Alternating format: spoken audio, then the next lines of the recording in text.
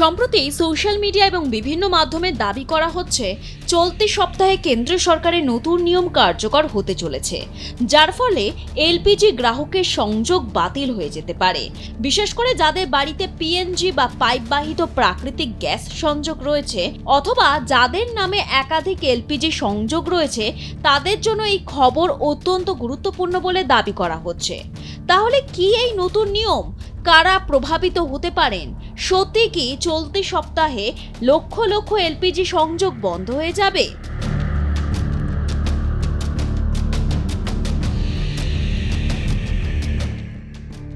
চলুন বিস্তারিত জেনে নেওয়া যাক। প্রথমে বুঝে নেওয়া যাক পিএনজি এবং এলপিজি এর মধ্যে পার্থক্য কি।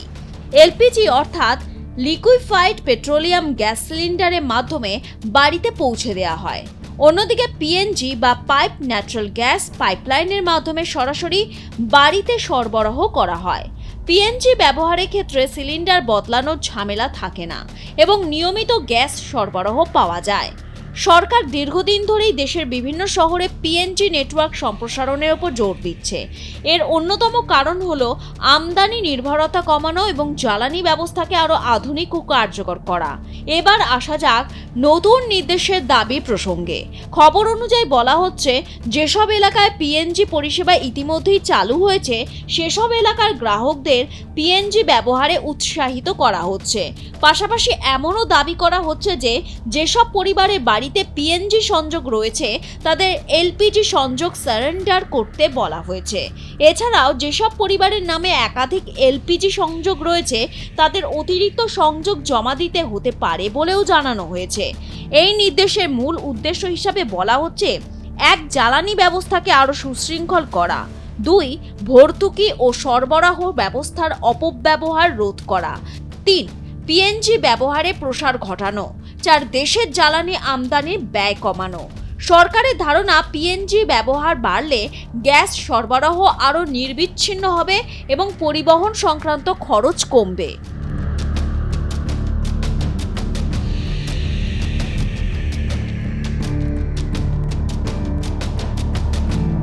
তবে সবচেয়ে বড় প্রশ্ন হলো, চলতি সপ্তাহে কি সত্যি এলপিজি সংযোগ বাতিল হয়ে যাবে? এই বিষয়ে গ্রাহকদের সতর্ক থাকার পরামর্শ দেওয়া হচ্ছে, কারণ কোনো সংযোগের তথ্য, কেওয়াইসি, ঠিকানা বা ব্যবহার সংক্রান্ত তথ্য যাচাইয়ের সময় যদি অসঙ্গতি ধরা পড়ে তাহলে সংযোগ নিয়ে সমস্যা তৈরি হতে পারে। বিশেষজ্ঞদের মতে কোনো সরকারি নির্দেশ কার্যকর হওয়ার আগে সংশ্লিষ্ট তেল বিপণন সংস্থা যেমন ইন্ডেন, ভারত গ্যাস বা এইচপি গ্যাস সাধারণত গ্রাহকদের সরাসরি নোটিশ বা বার্তা পাঠিয়ে দেওয়া থাকে। তাই শুধুমাত্র সোশ্যাল মিডিয়া তথ্যের উপর নির্ভর না করে নিজের গ্যাস এজেন্সি বা অফিসিয়াল ওয়েবসাইটে যোগাযোগ করাই সবচেয়ে নিরাপদ পদক্ষেপ। যাদের নামে একাধিক এলপিজি সংযোগ রয়েছে তারা নিজেদের নথি যাচাই করে দেখতে পারেন। প্রয়োজন না থাকলে অতিরিক্ত সংযোগ সারেন্ডার করার বিষয়টিও বিবেচনা করতে পারেন। অন্যদিকে যাদের এলাকায় পিএনজি পরিষেবা চালু হয়েছে তারা সংশ্লিষ্ট গ্যাস সংস্থার সঙ্গে সংযোগ করে বর্তমান নিয়ম সম্পর্কে বিস্তারিত তথ্য জেনে নিতে পারেন। যদি কোনো কারণে এলপিজি সংযোগ সারেন্ডার করতে হয় তাহলে সাধারণত ইন্ডেন, ভারত গ্যাস অথবা এইচপি গ্যাসের অফিসিয়াল ওয়েবসাইট বা ডিস্ট্রিবিউটরের মাধ্যমে আবেদন করা যায়। এই প্রক্রিয়ায় সাধারণত প্রয়োজন হয় মোবাইল নম্বর, গ্রাহক নম্বর, পরিচয়পত্র এবং সংশ্লিষ্ট আবেদনপত্র। তবে বিশেষজ্ঞদের মতে কোনো গ্রাহক যদি ভবিষ্যতে এমন এলাকায় স্থানান্তরিত হন যেখানে পিএনজি পরিষেবা নেই তাহলে নিয়ম মেনে পুনরায় এলপিজি সংযোগ নেওয়ার সুযোগ থাকতে পারে। ফলে আতঙ্কিত হওয়ার কোনো কারণ নেই, বরং প্রয়োজন সঠিক তথ্য যাচাই করা এবং সরকারি নির্দেশিকা অনুসরণ করা। কিরে, তোর বেশ র্যাশ হয়েছে দেখছি। হ্যাঁ রে, কি করবো বলতো, র্যাশগুলো কিছুতেই কমছে না। অনেক কিছু ইউজ করলাম তবুও কমছে না। আমার মনে হয় তোকে কোনো একজন ভালো ডার্মাটোলজিস্টের কাছে দেখানো উচিত। তুই ঠিক বলেছিস, কিন্তু কোনো ভালো ডার্মাটোলজিস্ট থাকলে একটু সাজেস্ট কর না প্লিজ। এই তোর তো একবার র্যাশ হয়েছিল না? তুই কোথায় দেখিয়েছিলিস? তুই একবার গৌরীদেবী হসপিটালসে দেখাতে পারিস, ওখানে ভালো এক্সপিরিয়েন্স ডার্মাটোলজিস্ট আছে। আমারও সেম প্রবলেম হয়েছিল, এখন ওখানে ট্রিটমেন্ট নিয়ে আমি এখন ঠিক আছি।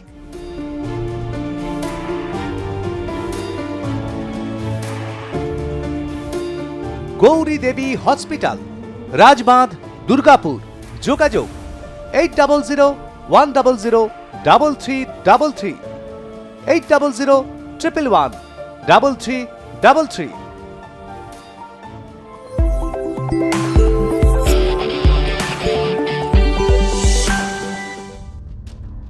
সবশেষে বলা যায়, জ্বালানি ব্যবস্থার আধুনিকীকরণ এবং অপচয় রোধের লক্ষ্যেই এই ধরনের পদক্ষেপ নেওয়া হচ্ছে বলে দাবি করা হচ্ছে।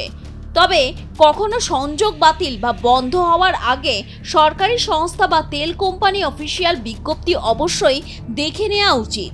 আপনার বাড়িতে পিএনজি সংযোগ রয়েছে কি, অথবা আপনার নামে একাধিক এলপিজি সংযোগ আছে? এই বিষয়ে আপনার মতামত আমাদের কমেন্ট করে জানাতে পারেন। ব্যুরো রিপোর্ট, আর+ নিউজ।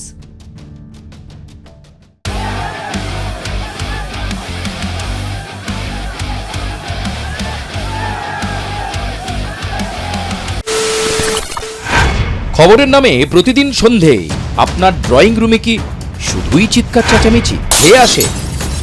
বিতর্কের নামে চলে গালাগালি আর কাদা ছোড়াছুড়ি।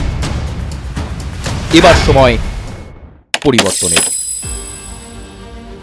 কারণ আমরা কান ফাটানো চিৎকারে বিশ্বাস করি না। আমরা বিশ্বাস করি খবরের সত্যতায়। আমরা কোনো পক্ষের হয়ে গলা ফাটাই না, আমরা সাধারণ মানুষের হয়ে প্রশ্ন তুলি। চিৎকার নয়, শুধু খবর হবে যেখানে বিতর্ক আছে কিন্তু কুৎসিত ঝগড়া নেই। সঠিক তথ্য, বিশ্বস্ত খবর। নজর রাখুন আর+ নিউজে।